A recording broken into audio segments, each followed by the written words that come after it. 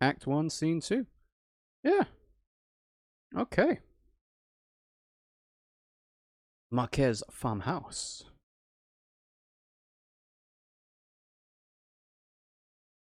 So I should mention, by the way, the reason why I consider one of these this game to be one of the examples of you don't buy an episodic game before it's completely released is because it came out in 2013 for the first act, and it didn't finish releasing until 2020. Like, a whole new series of consoles came out, and it was released on by that time. So, yeah. Buy a game when it's finished. But yeah, I'm enjoying it so far. Let's have a look at this lamp. A street lamp lights the base of a dusty path leading up the hill. Shall we talk to Homer? Yeah, let's talk to Homer. Pretty dark out here, huh? So I guess we just head up the path here. The farmhouse is up the hill a bit. It's pretty dark out here, huh? Maybe you'd better stay down here where it's lit. Hope I can borrow you a treat up there. I do hope I can borrow you a treat. Alright. Well, looks like he's going to follow us. I am concerned about leaving Homer behind now. Because I am walking very much faster than Homer is walking with me. I don't know. I don't think I can wait that long for the dog. But... oh, it looks like there isn't actually anything that way. I'm sorry, Homer. Technically... you are supposed to give dogs lots of exercise and make sure they walk lots. So, I mean, good for him. Oh, hello. Hello, person. I think what's throwing me here is the fact that I thought this game was all on a 2D plane, hence it, you know, being an adventure game point and click. But it's not, actually, because some of it is in 3D space. So I'm just running back and forth and the camera's zooming in and out. But I actually need to head up the hill.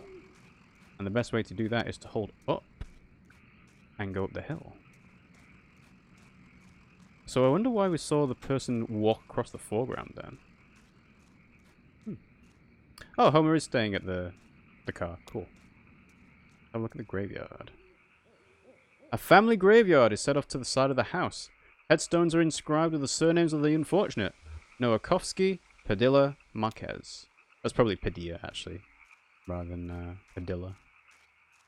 We've got the house. What is that on the left-hand side? It looks like the Twilight Realm from Twilight Princess. Alright, let's go to the house.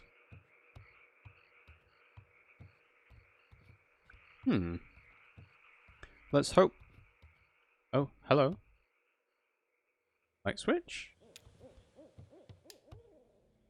Hello. Weaver.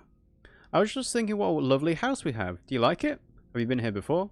Did you happen to see an owl? It's a nice house. I've never been here before. I didn't see an owl. I don't think I have been here before. I know. Must seem very strange to you. I was here when this house was built, so it's never been strange to me. There used to be another house here, but we had it destroyed. And we built this one. It was very expensive, and we got quite underwater. What do you do for work? Is it too difficult, or do you like it very much? I was once a mathematician. Are you looking for something in particular here?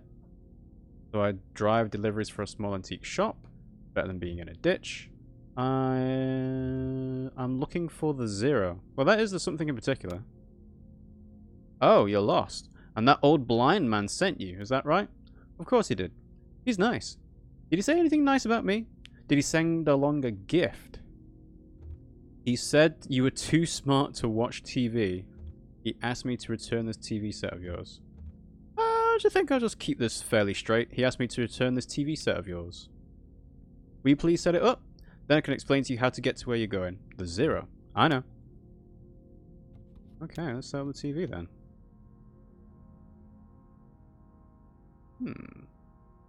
Okay. See how this goes. Oh, I thought we would actually have to have, like, an actual sequence of setting up the game.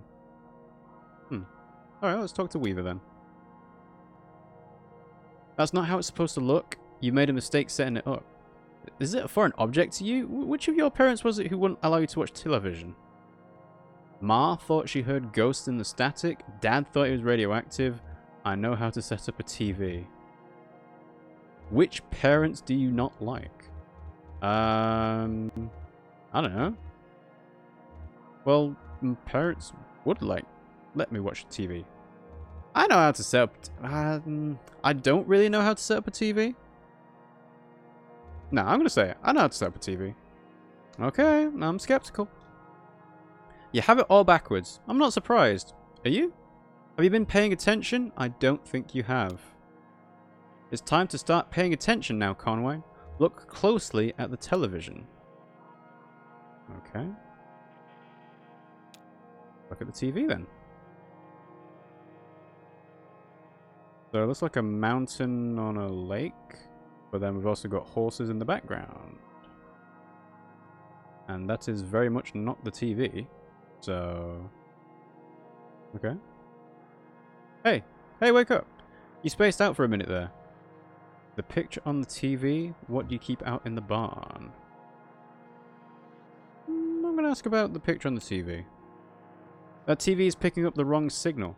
My cousin Shannon would know more about it. She fixes TVs for a living. Well, she used to. I think the new models are giving us some trouble. Your cousin? That's my father's brother's daughter, Shannon. We're about the same age. Well, we used to be. She's older now. What? We used to be the same age, but she's older now? She has a workshop up north a ways by the lake, right where Peona and Wax Road meet. It's a big bait and tackle shop, and she fixes TVs in the back. Do you like fishing? Honestly, I'm not convinced you should bother with the Zero. I'd much rather you find my cousin and fix my TV, but I'll get you headed the right way. So, it's pretty easy. Get back on 65 heading north, then take the first right after the artificial limb factory. From there, your arrival at the Zero is basically inevitable. Nice to know you, Conway. Keep your eyes open, especially in the dark. Right at the artificial limb factory? Okay. See, I knew this was a kind of a weird universe just by the description of Kentucky Route Zero being a magical highway. Wasn't 100% sure exactly how weird this was going to be. You know, like I said, I'm liking the vibe. Also, where's Weaver gone? Have a look at the stove. A disused wood-burning stove is set up in one ash-dusted corner of the room. It's cold to the touch. Oops, have a look at the sink. An abandoned spiderweb stretches across the bottom of a saucepan. A skillet is seasoned with dust. I don't know, can I walk down the stairs in the background? I don't think I can I? I might be able to look through... yeah, as we come out, I might be able to go inside. I think I probably will be able to go inside, actually. No? Okay. Huh. But I want to go inside the house. Alright, let's go to the truck.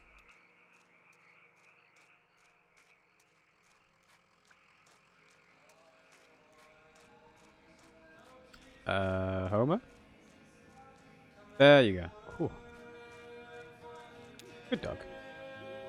Hey, they're having a jamboree. There's some horses out there behind the house. I just met the strangest lady.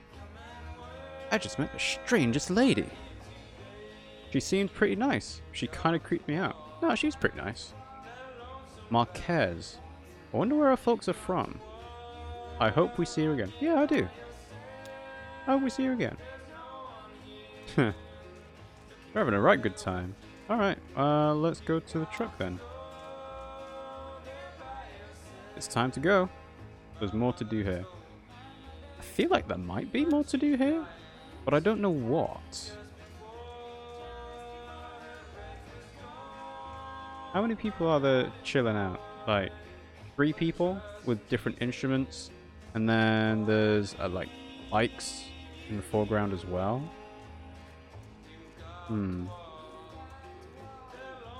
Maybe there isn't more to do. Alright, well, let's move on and get into the truck. Conway heads back into the night.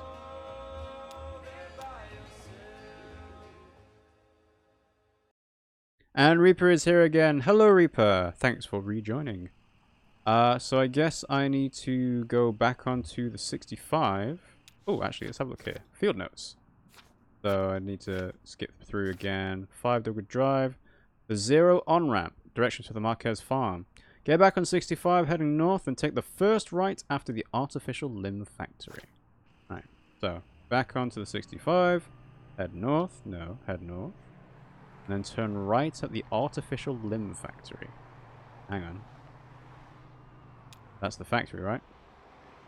A creek runs alongside the highway and then turns toward a dirty brick building. A grinding drone from within the building is faintly audible from the interstate. Floodlights on the lawn illuminate smokestacks. At the edge of the building's parking lot, a large sign, partly obscured by trees, reads, Artificial Limb Factory. Well, alright, that's the place we were talking about. So let's turn right. Dixie Highway, Hammondsville Road. Let's go this way. Is this the on-ramp? Doesn't seem like it, but... I don't think Weaver would have tricked us into going into her cousin's house straight away, but maybe. Who knows? Elkhorn Valley.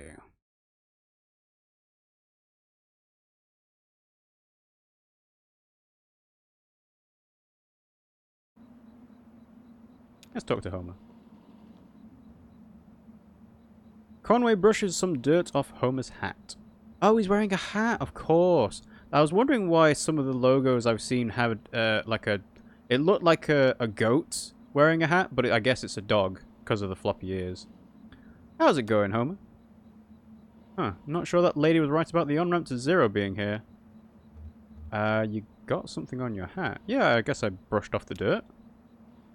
Been digging in Lysette's flowers again? Did you pick that up on the... have you been digging in Lysette's flowers again? She just can't keep you out of there, can she? The way Ira used to yell at you, you'd think he was losing his mind. She just can't keep you out of there, can she? Nah. Yeah, I'm not so sure this is the on-ramp to Kentucky Route 0. We do have an entrance, though, so... Entrance to somewhere.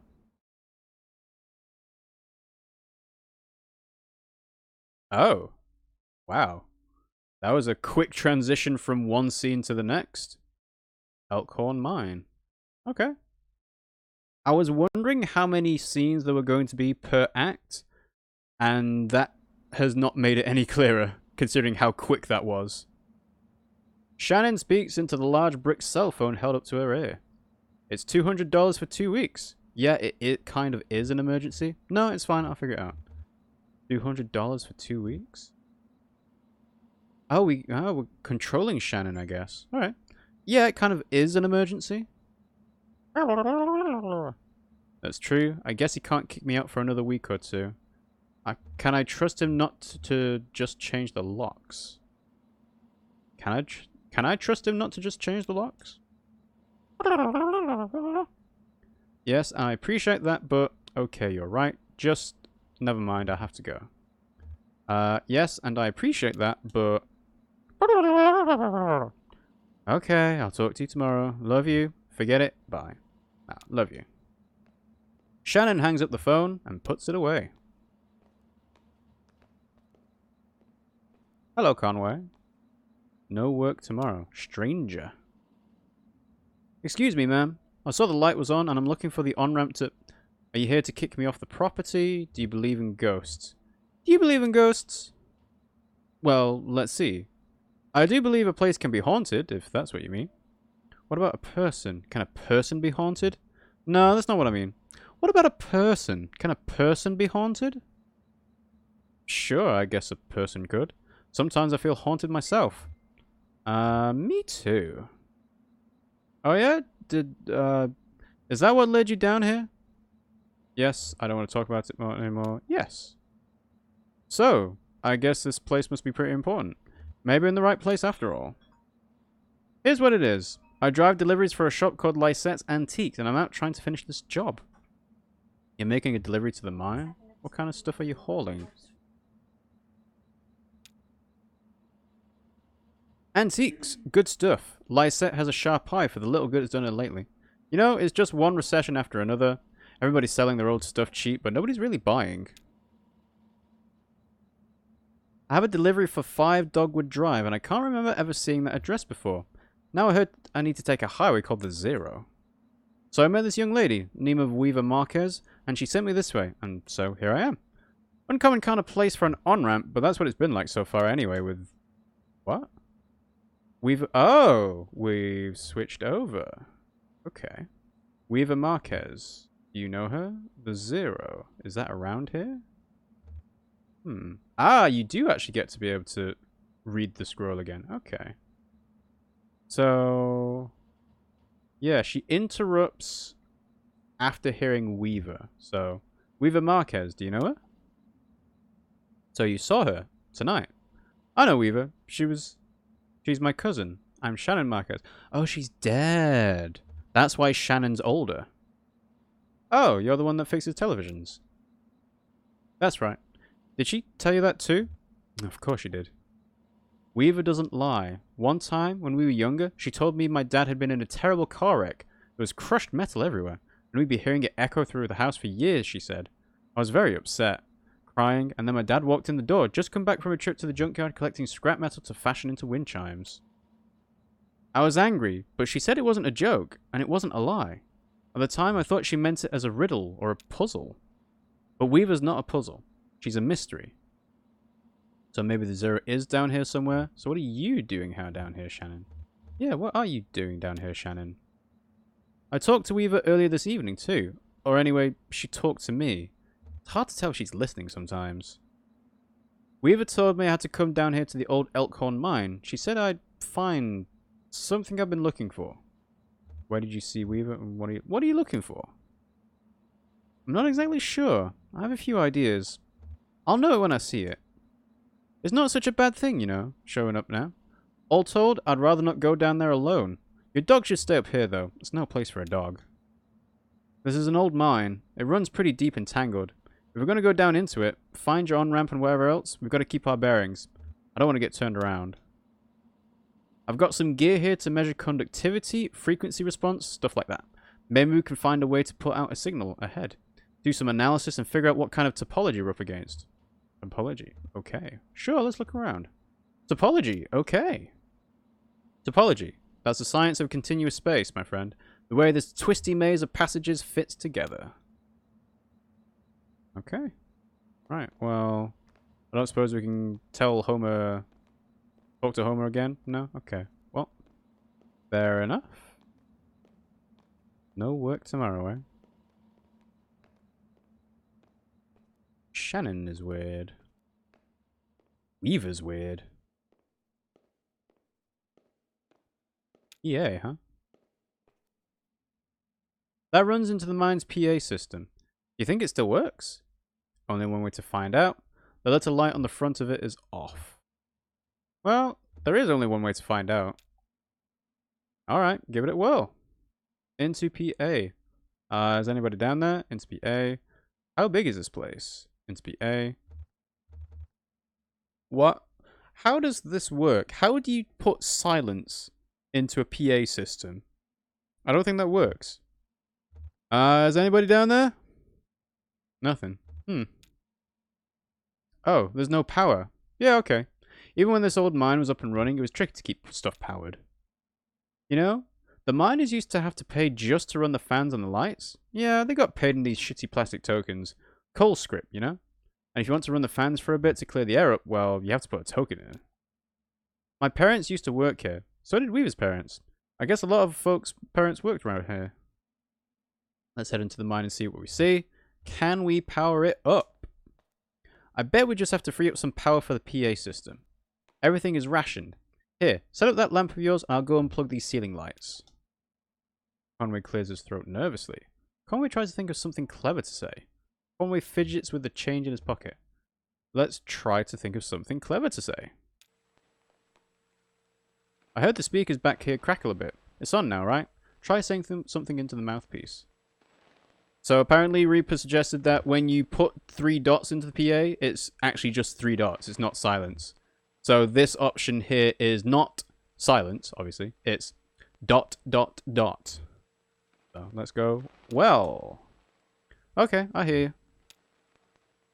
We need to measure the echo delay time and figure out how deep the tunnels run. Just make some noises into the mouthpiece. So taps the mouthpiece. Rubs a finger along the surface of the mouthpiece. Clears his throat. Why would this be an option? Anyway, Conway clears his throat. Conway scrapes a coin across the mouthpiece. Conway knocks on the table. Hums a deep tone into the mouthpiece. Hum a deep tone. Conway spits. Conway whistles. Conway blows on the mouthpiece. Conway whistles. Damn, that's a long delay. These tunnels run deep. I bet some of them have ruptured or joined up with a cave system. Alright, I spent my spectrum analyzer, so just say something into the mouthpiece. We can get a sense for how narrow the mine tunnels are. Yeah, the option I actually selected wasn't well, it was well ... Don't be shy, just say anything that comes into your head. Tell me a story about something. Or, what did you have for breakfast today? So, I can say, here's a story. I used to work doing roof repair. I had breakfast with Lysette. I had breakfast with Lysette. You made biscuits. I made some red-eye gravy. I just had coffee. See, in America, biscuits aren't biscuits. Biscuits are a weird other thing that are definitely not like chocolate digestive biscuits or, you know, gingerbread man biscuits. Biscuits is another thing in America. But I like this option better than saying red-eye gravy and coffee. So, she made biscuits. She talked about her late husband, Ira. We talked about the day's work. We listened to the radio. Oh, we talked about the day's work. We're doing deliveries, right? Then she cleared the table. Then I loaded the truck. Then we just sat there for a bit. Then I loaded the truck. Got it. Looks like the tunnels are pretty cramped. Yeah, low ceilings. Hope you're ready to stoop a bit. You're probably used to it. Because I'm so tall. One more test. We just need to know if the air is breathable or if it's a bit too thin or too dense. Just sit real close to the mouthpiece and breathe. I'll measure the resonance of your breath with the air in the tunnels. Just try to relax. Try to breathe naturally. Conway breathes and thinks about the road. Conway breathes and thinks about resting. Conway breathes and remembers a moment earlier in the day. Conway breathes and remembers a moment when he was younger. Earlier in the day. Getting some pretty strong readings here. I think we're in good shape, but keep at it for a minute.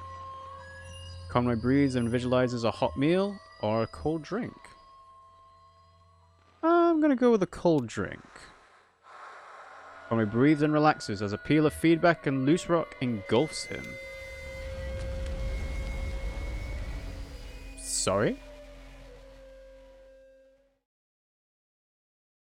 Okay.